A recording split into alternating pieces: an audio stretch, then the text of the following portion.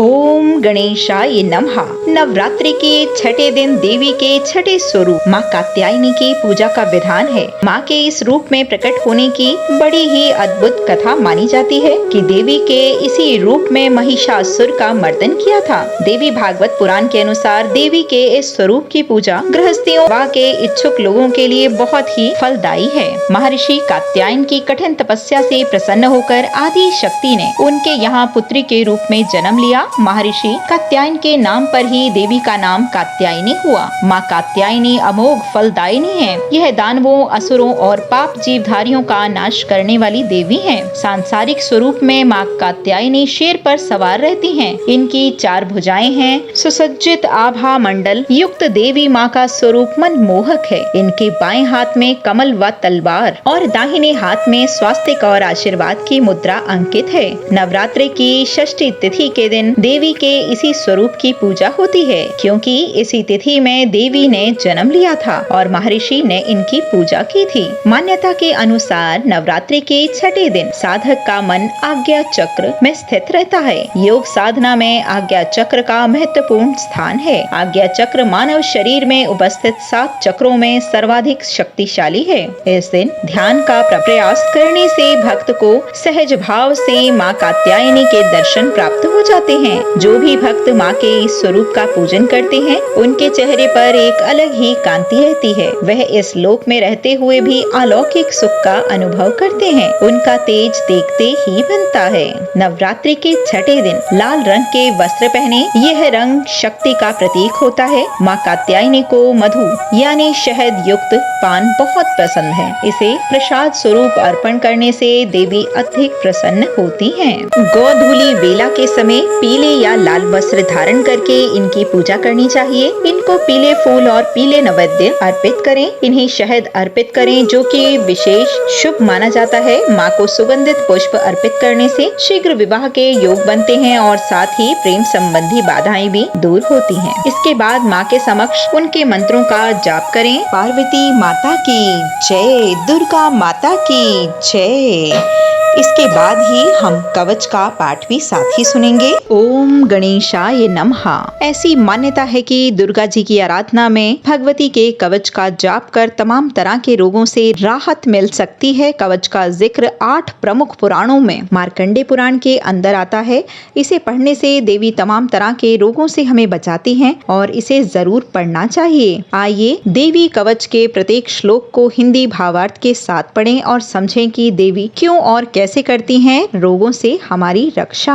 ऐसी मान्यता है कि दुर्गा जी की आराधना में भगवती के कवच का जाप कर तमाम तरह के रोगों से राहत मिल सकती है। कवच का अर्थ है रक्षा करने वाला। अपनी चारों ओर एक प्रकार का आवरण बना देना ही कवच कहलाता है। देवी कवच के तहत हम देवी माँ के विभिन्न नामों का उच्चारण करते हैं, जो हमारे इर्द गिर्द हमारे शरीर के चारों ओर एक कवच का निर्माण कर देते हैं और इसका अनुष्ठान विशेष कर नवरात्रि के सभी 9 दिनों में किया जाता है। यह हमारे लिए बहुत लाभकारी है। चारों ओर फैली नकारात्मकता को खत्म करने के लिए एक शक्तिशाली मंत्रों का संग्रह देवी कवच के रूप में है। यह किसी भी बुरी हालातों से रक्षा करने में एक कवच के रूप में कार्य करता है। 18 प्रमुख पुराणों में से एक मार्कंडे पुराण के अंदर देवी कवच, दुर्गा कवच के श्लोक सम्मिलित हैं और यह देवी की स्तुति में पढ़े जाने वाले दुर्गा सप्तशती जी का हिस्सा है। देवी कवच को भगवान ब्रह्मा ने ऋषि मार्कंडे को सुनाया था। देवी कवच में शरीर के समस्त अंगों का उल्लेख है। साथ ही फलश्रुति का भी इसमें जिक्र है, जो कि देवी कवच का फायदा बताता है। इसे पढ़कर हम भगवती जी से कामना करते हैं कि हम भी निरोगी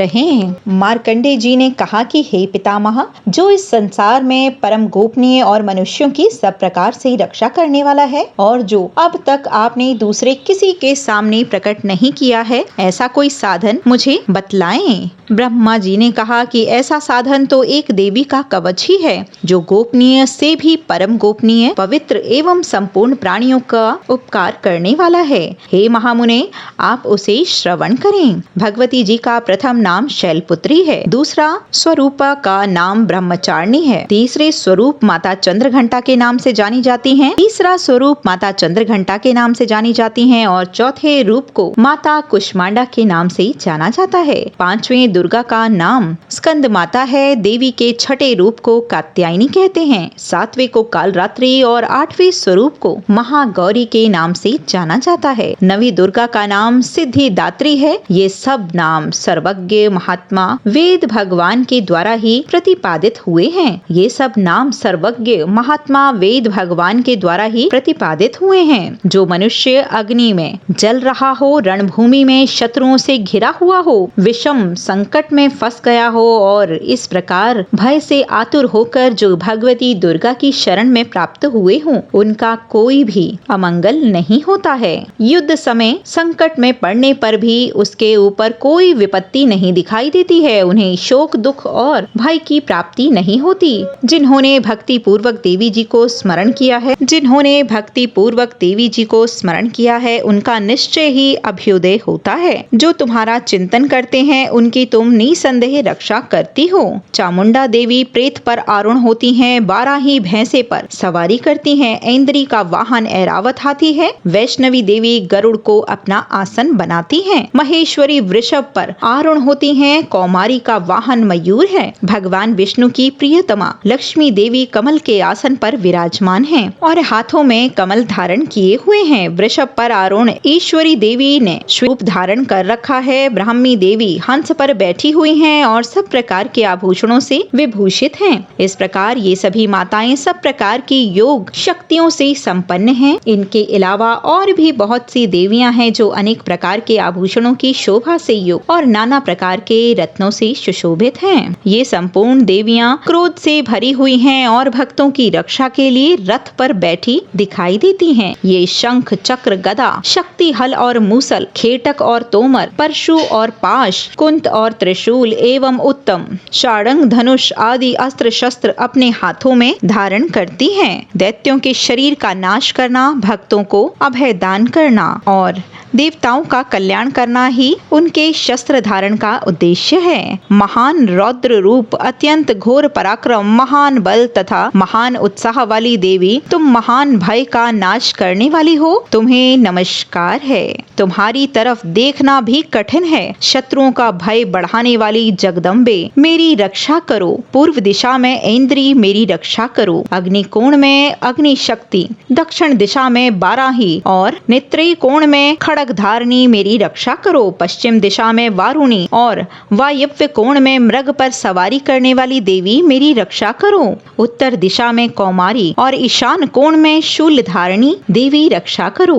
ब्रह्माणी, तुम ऊपर की ओर से मेरी रक्षा करो और वैष्णवी देवी नीचे की ओर से मेरी रक्षा करो। शव को अपना वाहन बनाने वाली चामुंडा देवी 10 दिशाओं में मेरी रक्षा करें। जया सामने से और विद्या पीछे से मेरी रक्षा करें। वाम भाग में अजिता और दक्षिण भाग में अपराजिता हमारी रक्षा करें। उद्होतनी शिखा की रक्षा करें। उमा मेरे मस्तक पर विराजमान होकर रक्षा करें। ललाट में मालाधरी रक्षा करें और यशस्विनी देवी मेरी भौहों का संरक्षण करें। भौहों के मध्य के भाग में त्रिनेत्रा और नथुनों की यम घंटा देवी रक्षा करें। ललाट की मालाधरी रक्षा करें और यशस्विनी देवी मेरी भौहों का संरक्षण करें। भौहों के बीच की देवी त्रिनेत्रा और नथुनों की यम घंटा रक्षा करें। नासिका की देवी सुगंधा और ऊपर के ओष्ठ की चर्चिका देवी रक्षा करें। नीचे के होंठ की देवी अमृत कला और जीवा की रक्षा सरस्वती जी करें। कौमारी देवी मेरे दांतों की और चंडिका देवी कंठ की रक्षा करें। चित्र घंटा देवी गले की घंटी और देवी महामाया तालु में रहकर हमारी रक्षा करें। कामाक्षी देवी ठोडी की और सर्वमंगला मेरी वाणी की रक्षा करें। भद्रकाली ग्रीवा की और धनुर्धरी षष्ठवंश मेरे मरुदंड की रक्षा करें। कंठ के बाहरी भाग की नील ग्रीवा और कंठ की नली की रक्षा नलकूबरी करें। दोनों कंधों की रक्षा खड़गिनी और मेरे दोनों भुजाओं की वज्रधारणी रक्षा करें। दोनों हाथों की दक्षिणी और उंगलियों की रक्षा अंबिका करें। शूलेश्वरी नखुनों की रक्षा करें। महादेवी दोनों स्तनों की और शोक विनाशनी देवी मन की रक्षा करें। ललिता देवी हृदय हृदय की और शूलधारिणी उदर की रक्षा करें। नाभि की देवी कामिनी और गुहा भाग की गुहेश्वरी देवी रक्षा करें। पूतना और कामिका लिंग की और महिष वाहिनी गुदा की रक्षा करें। भगवती कटी भाग में और विंध्यवासिनी घुटनों की रक्षा करें। संपूर्ण कामनाओं को देने वाली महाबला देवी दोनों पिंडलियों की रक्षा करें। नारसिंही दोनों घुटियों की और तेजस्वी देवी दोनों चरणों के पृष्ठभाग की रक्षा करें। श्रीदेवी पैरों की उंगलियों में और तलवासिनी पैरों के तलुओं में रहकर रक्षा करें। अपनी दाढ़ों के कारण भयंकर दिखाई देने वाली दष्टा कराली देवी नखों की और उधर केशनी देवी केशों की रक्षा करें। रोमावलिया के छिद्रों की देवी कौबेरी और त्वचा की बागेश्वरी देवी रक्षा करें। पार्वती देवी रक्त मज्जा वसा मांस हड्डी और मेद की रक्षा करें। आंतों की कालरात्रि और पित्त की मुक्टेश्वरी देवी रक्षा करें। मूलाधार और कमल कोशों में पद्मावती देवी और कफ में चूड़ामणि देवी स्थित होकर रक्षा करें। नख के तेज की देवी ज्वालामुखी रक्षा करें, जिसका किसी भी अस्त्र से भेदन नहीं हो सकता। वह अभेदा देवी शरीर की समस्त संधियों में रहकर रक्षा करें। हे ब्रह्मणी, आप मेरे वीर्य की रक्षा करें। छत्रेश्वरी देवी छाया की और धर्म धारिणी देवी मेरे अहंकार मन और बुद्धि की रक्षा करें। हाथ में वज्र धारण करने वाली वज्रहस्ता देवी मेरे प्राण अपान व्यान उदान और स्वान समान वायु की रक्षा करें। कल्याण में सुशोभित होने वाली भगवती कल्याण शोभना मेरे प्राण की रक्षा करें। रस रूप गंध शब्द और स्पर्श इन विषयों का अनुभव करते समय माँ योगिनी देवी रक्षा करें तथा सत्वगुण रजोगुण और तमोगुण की रक्षा सदा नारायणी देवी करें। वाराही आयु की रक्षा करें। वैष्णवी धर्म की रक्षा करें और चक्रणी देवी मेरे यश कीर्ति लक्ष्मी धन और विद्या की रक्षा करें। इंद्राणी आप मेरे गोत्र की रक्षा करें। चंडिके तुम मेरे पशुओं की रक्षा करें। महादेवी मेरे पुत्रों की रक्षा करो और भैरवी पत्नी की रक्षा करो। महादेवी मेरे पुत्रों की रक्षा करें और भैरवी मेरी पत्नी की रक्षा करें। मेरे पथ की सुपथा और मार्ग की क्षेमकरी रक्षा करें। राजा के दरबार में महालक्ष्मी रक्षा करें तथा सब और व्याप्त रहने वाली विद्या देवी संपूर्ण भयों से मेरी रक्षा करें। हे देवी, जो स्थान कवच में नहीं कहा गया है रक्षा से रहित है, वह सब तुम्हारे द्वारा सुरक्षित हो, क्योंकि तुम विजयशालिनी और पापनाशिनी हो। यदि अपने शरीर का भला चाहो तो मनुष्य बिना कवच के कहीं भी एक पग भी ना जाए। कवच का पाठ करके ही यात्रा करें। कवच के द्वारा सब ओर से सुरक्षित मनुष्य जहाँ जहाँ भी जाता है वहाँ वहाँ उसे धन लाभ होता है तथा संपूर्ण कामनाओं की सिद्धि करने वाली विजय की प्राप्ति होती है। वह जिस जिस अभिष्ट वस्तु का चिंतन करता है उसको निश्चय ही प्राप्त कर लेता है। वह पुरुष इस पृथ्वी पर तुलना रहित महान ऐश्वर्य का भागी होता है। कवच से सुरक्षित मनुष्य निर्भय हो जाता है। युद्ध में उसकी पराजय नहीं होती है तथा वह तीनों लोकों में पूजनीय होता है। देवी का यह कवच देवताओं के लिए भी दुर्लभ है। जो प्रतिदिन तीनों संध्याओं के समय श्रद्धा के साथ इसका पाठ करता है उसे देवी कला प्राप्त होती है तथा वह तीनों लोकों में कहीं भी पराजित नहीं होता। इतना ही नहीं, वह अपमृत्यु रहित हो 100 से भी अधिक वर्षों तक जीवित रहता है। मकरी चेचक और कोढ़ आदि उसकी संपूर्ण व्याधियां नष्ट हो जाती हैं। कनेर भांग अफीम धतूरे आदि का स्थावर विष, सांप और बिच्छू आदि के काटने पर चढ़ा हुआ जड़गम विष और अहिफेन और तेल के संयोग आदि से बनने वाले कृत्रिम विष, ये सभी प्रकार के विष दूर हो जाते हैं, उनका कोई असर नहीं होता।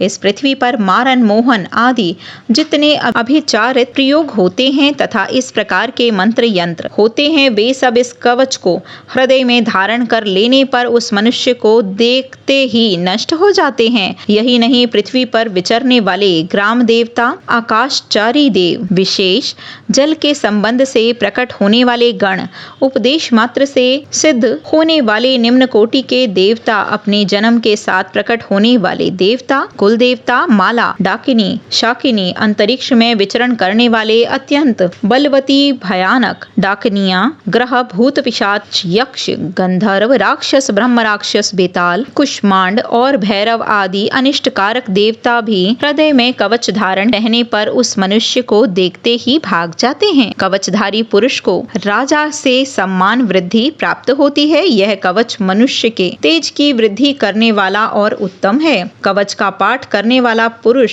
को अपनी कीर्ति से विभूषित भूतल पर अपने सुयश के साथ वृद्धि प्राप्त होती है। जो पहले कवच का पाठ करके उसके बाद सप्तशती चंडी का पाठ करता है, उसकी जब तक वन, पर्वत और काननों सहित यह पृथ्वी टिकी हुई है, तब तक यहाँ पुत्र पौत्र आदि संतान परंपरा बनी रहती है। देह का अंत होने पर वह पुरुष भगवती महामाया के प्रसाद से नित्य परम पद को प्राप्त होता है, जो देवताओं के लिए भी दुर्लभ है। वह सुंदर दिव्य रूप धारण करता और कल्याण शिव के साथ आनंद का भागी होता है। बोलो देवी माता की जय, माता दुर्गा की जय, पार्वती माता की जय।